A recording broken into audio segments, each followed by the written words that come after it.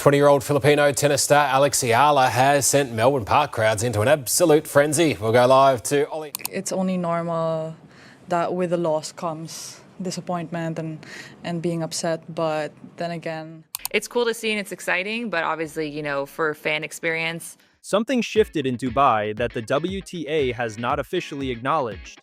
Tournament officials gave Alex Eala the center court main event slot in back-to-back rounds after her fans generated enough noise to make ignoring them impossible.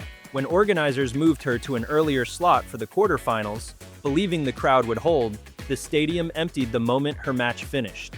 Alina Svitolina, a former world number 3 with 4 WTA 1000 titles, then walked out to a venue that had been sold out 90 minutes before. That is not a scheduling error, that is evidence. Eala is currently ranked 31st in the world. She has never won a WTA title. Under normal tour logic, players at her level compete on secondary courts and earn their way onto center court through results. What is happening instead is that tournament directors are factoring her fan base into the order of play the way they would factor in a world number 1, and the players directly affected by those decisions are beginning to notice. Sam Querrey put the question to Steve Johnson and John Eisner on the Nothing Major podcast. Is Eala the biggest draw in women's tennis right now? Bigger than Sabalenka? Bigger than Goff? Johnson answered immediately. Eisner said the Filipino market, 110 million people globally, had been sitting without a standard bearer for years, and now it had one. Indian Wells is the most attended tennis event outside the Grand Slams. Eala enters it seeded for the first time in her career. Subscribe before we get into exactly what that means for the players who were already there, because the panic is already visible if you know where to look. The story does not begin in Dubai, it begins in Melbourne on January 19, 2026 at the Australian Open. The day tournament organizers at one of the 4 most prestigious events in tennis assigned Alex Eala to Court 6.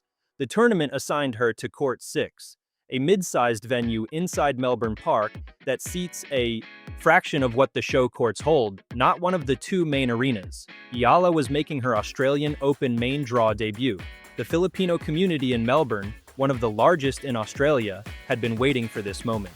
What happened next embarrassed the tournament in ways that a press release could not fix. The queues started forming well before match time. By the time the gates opened, the line had stretched back toward Rod Laver Arena. Thousands of fans arrived hoping to get inside. Most never made it, they were locked out. Many ended up in corridors and packed viewing areas outside the court, watching on screens or chanting her name through walls they could not get past. Inside Court 6, every seat was taken before the warm-up ended. Filipino flags covered the stands. The noise from that single court reportedly drowned out noise from surrounding matches. Tennis journalist Jose Morgado put it bluntly on social media. "Putting Eala on Court 6 is just dumb," he wrote. Veteran tennis reporter Ben Rothenberg called it an unwise court placement and said it was his first reaction when he saw the order of play that morning. The criticism was coming from credentialed media who cover this sport for a living, not fans on message boards. And then came the television response. On Tennis Channel, 18-time Grand Slam singles champion Martina Navratilova and 1999 Wimbledon champion Lindsay Davenport addressed the decision directly. Davenport said Eala probably needed to be on a bigger show court, describing her as arguably the most famous female from the Philippines and one of the most famous people to emerge from Philippine sport. Navratilova went further. "The organizers need to keep more in mind where the players are from and what the actual fan base is here," she said. "There's a massive Filipino audience in Melbourne, in Australia, so keep that in mind next time you make the schedule." That day, January 19th, the Australian Open set a single-day attendance record of 101,696 spectators. The livestream of Eala's post-match press conference drew more than 100,000 views, surpassing the press conference streams of Aryna Sabalenka and Carlos Alcaraz on the same day. The court was wrong. The numbers were undeniable. By the time the Dubai Tennis Championships began in mid-February, tournament directors had absorbed the Melbourne lesson.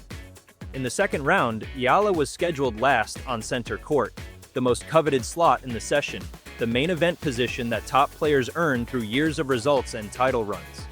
Despite being world number 47 with no WTA title to her name, she got the slot anyway, because the alternative, another undersized court, another locked-out crowd, another night of bad optics, was not something Dubai was willing to repeat. She justified the decision immediately. On February 17th, under the center court lights, Eala defeated 6th seed Jasmine Paolini 6-1, 7-6, 5.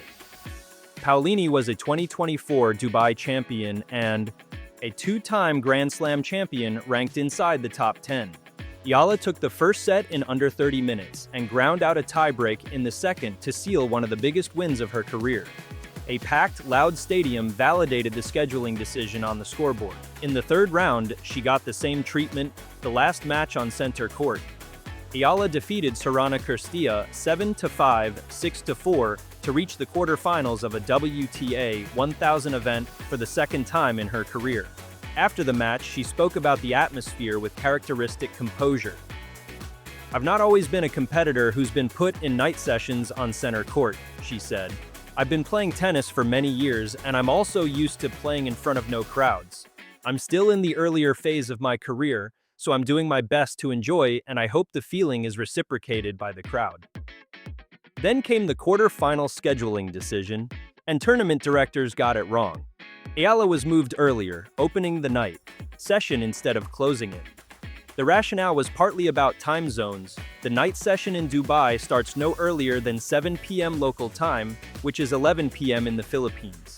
If Eala played second and the first match ran long, Filipino fans at home would be waiting until 1 a.m. or later. Moving her to the first slot was framed as a courtesy to her fan base. What organizers failed to account for was what happens when the main event finishes, and there are still matches to play.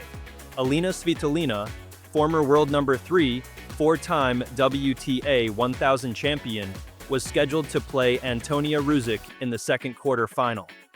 When Eala's match against Coco Gauff ended, a significant portion of the crowd that had filled center court walked out. Svitolina played the remainder of the session in a stadium that had been at capacity 90 minutes before. Gauff won the match 6-0, 6-2. Even in defeat, Eala's presence shaped the night.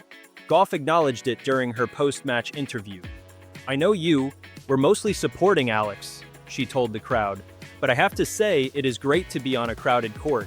Whenever you guys were cheering for Alex, I was pretending that it was my name, and I think that it helped me a lot. If you can't beat them, you've got to join them." After Dubai, the conversation shifted from scheduling logistics to something larger. On the Nothing Major podcast, former world number 9, Sam Querrey, asked his co-hosts, former ATP players Steve Johnson and John Eisner, a direct question. Is Alex Eala the biggest draw in women's tennis right now? Bigger than Sabalenka? Bigger than Gauff? Steve Johnson answered without hesitation. "Yes, dude, it's crazy. She's having the same effect that Fonseca was having on the men's side last year in Miami. Every court in Australia, standing room only. Then in Dubai, standing room only. It's insane. The crowds she's getting all over the world are insane." Querrey pushed further, noting that Eala had already appeared on the cover of Vogue and suggesting a Grand Slam win from her would be one of the biggest moments the sport has seen. Eisner addressed the market directly. "It's a huge market," he said. "I think a lot of people underestimated how big that market is. They finally have a star on the women's side of the game. There are some huge markets with untapped potential. They just need players to emerge and make a name for themselves, and that's what Alex has done so far."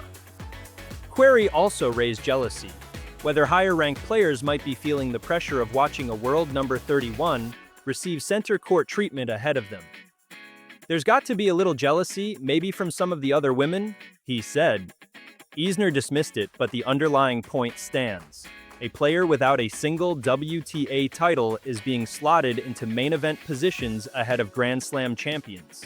Something has shifted, and everyone in that locker room can see it.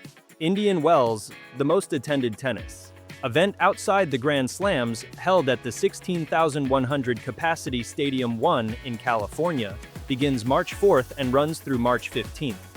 Alex Eala enters it seeded for the first time in her career.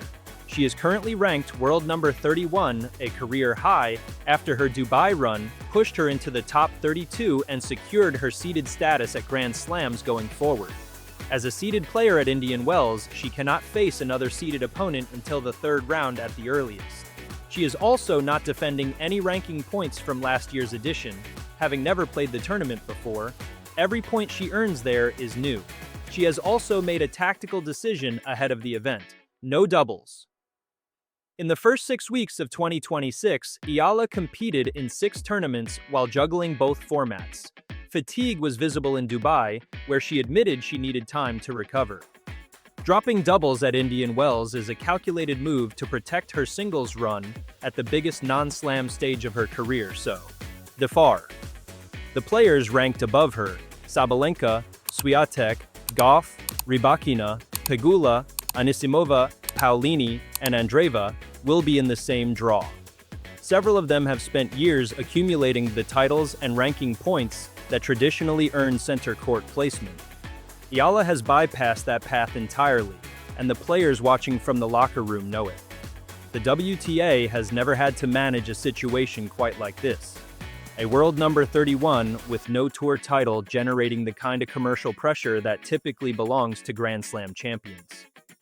The scheduling decisions that began in Melbourne and continued through Dubai are not favors. They are responses to a market force the tour underestimated. Indian Wells starts March 4th. Drop a comment: should Eala receive the main event slot regardless of ranking, or does the tour risk breaking its own system by doing so? Subscribe if you haven't already. Miami follows Indian Wells, and Eala is defending a semi-final there. This is far from over.